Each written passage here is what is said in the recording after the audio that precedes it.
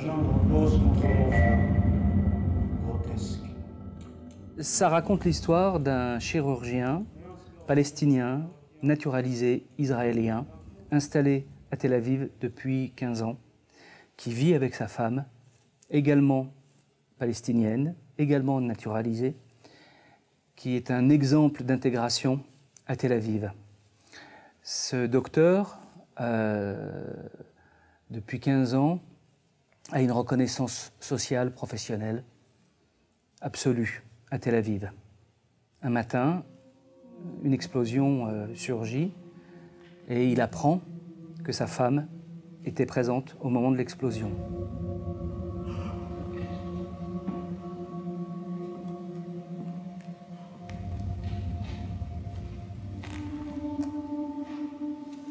C'est ma femme. Il va apprendre que c'est elle la kamikaze. Donc à partir de cela, Amin Jaafari n'aura de cesse de revenir en Palestine, à Nazareth, à Bethléem, à Jenin, pour comprendre les raisons qui ont poussé sa femme à se faire exploser dans un restaurant à Tel Aviv.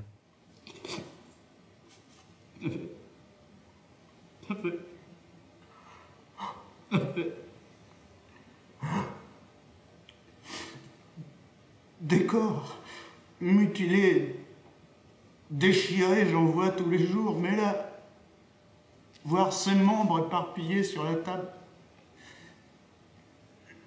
la petite tête de Siem intacte, son visage épargné comme délivré de son angoisse.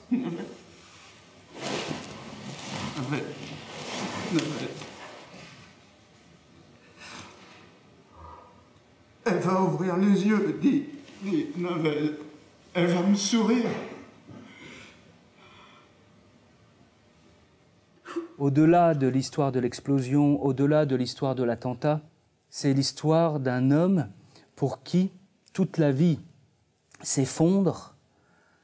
Et Kadra raconte, à travers son roman, que lorsqu'on a tourné le dos à son enfance, elle nous rattrape toujours, un jour ou l'autre.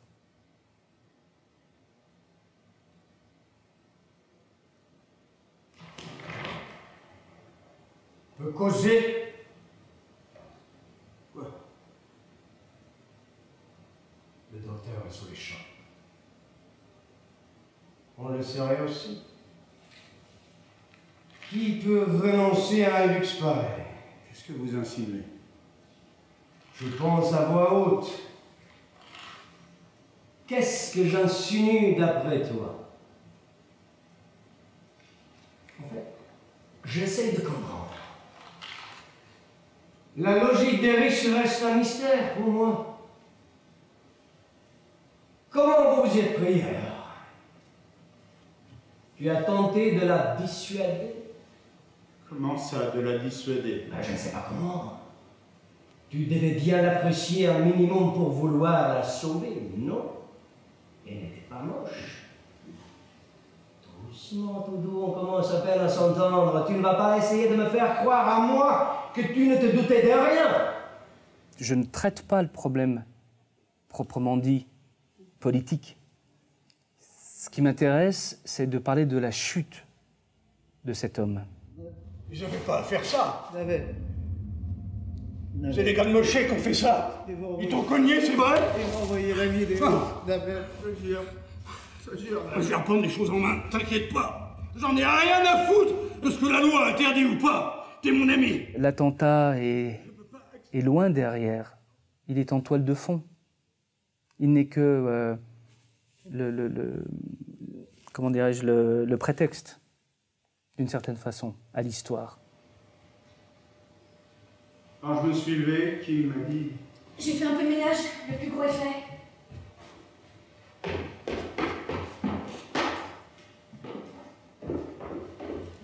Ça fait 4 jours qu'elle est là. Au-delà du problème politique, c'est un problème universel. C'est un univers mental. C'est de se retrouver à l'intérieur de l'esprit de cet homme, des pulsations de son cœur, de ces moments de doute, de ces questions identitaires, de ces désespoirs. Et la question, c'est fondamental, me semble-t-il, est comment survivre à l'impossible. Я не могу это сказать, потому что невозможно. А ты со мной нет. Я не хочу с тобой. Я не хочу. Без тебя жизнь. Je reviens, Aline. Я жизнь. Я не... On a des personnages tout autour qui cherchent à le tirer vers le haut. Et lui, inexorablement, ne fait que creuser sa tombe. Parce que tout s'effondre.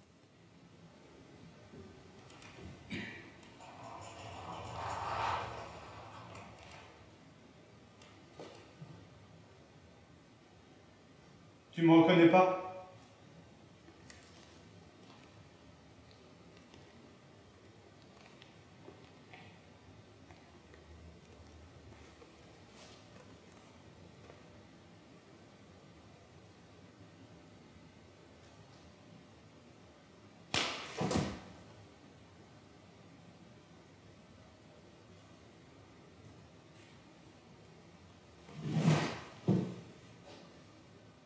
La rencontre avec Bruno Puzulu a été évidente.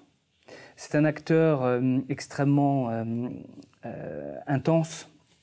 C'est un sportif. C'est un ancien boxeur. Et je pense que cette énergie est nécessaire pour incarner Amine.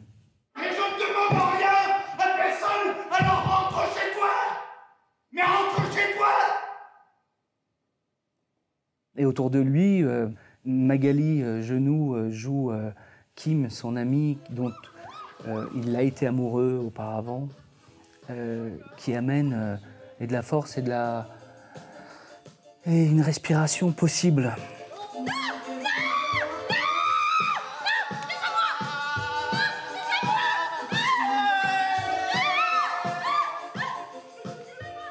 Il y a Jean-Marie Gallet qui est également présent, qui joue son ami flic. Arben Barjaktaj qui joue également un flic véreux. Arben, je l'avais découvert au cinéma et j'avais été saisi par son intensité dramatique à l'image. Et je me rends compte que c'est la même chose, quoi, qu'il est capable de donner la même chose. Voilà. Il y a également Daniel Lopez qui joue sa sœur de lait.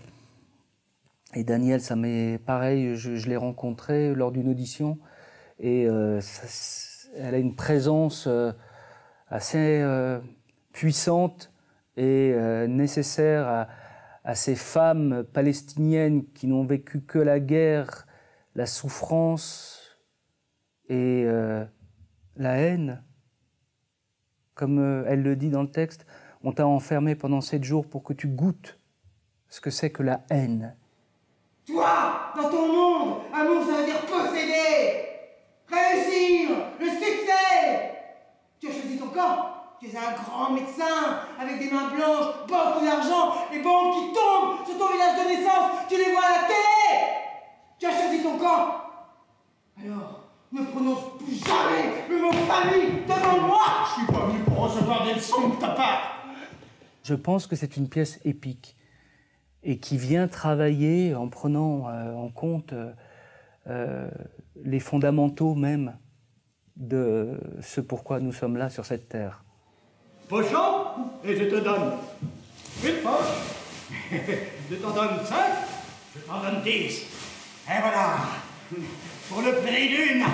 Regarde, regarde, ces belles poches.